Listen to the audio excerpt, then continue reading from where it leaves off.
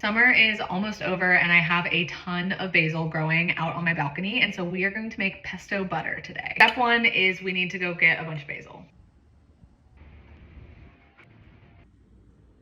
I've got a giant bowl of basil here. I'm going to wash these leaves and pull them off of the stems so that we don't have any like thick woody stems in there. So I've washed this basil and I'm going to just dry these off as best as I can with paper towels.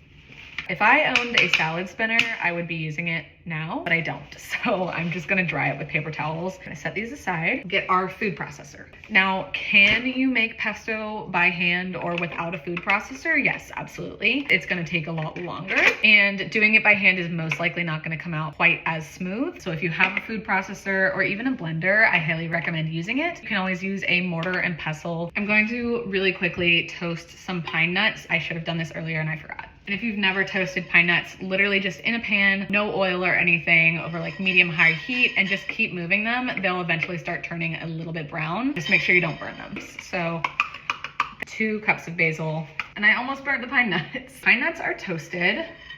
We're also gonna throw in 2 cloves of garlic. We're just gonna pulse this really quickly. Just wanted it to get sort of broken down a little bit, and now we're gonna add some Parmesan cheese. So a piece about that big, 1 inch cube, and we can just add that directly in. Now we're gonna add a bit of lemon juice, and then we're gonna add our butter. This is a leftover lemon I had from before, but we're gonna call this half of a lemon. Now we're going to add some softened butter. Wow, this is like extremely soft. Scrape some more in there if possible. Another blend, and then we're gonna taste it. This looks so good. It's delicious. I am gonna add a pinch of salt, a little bit of salt. 1 more blend.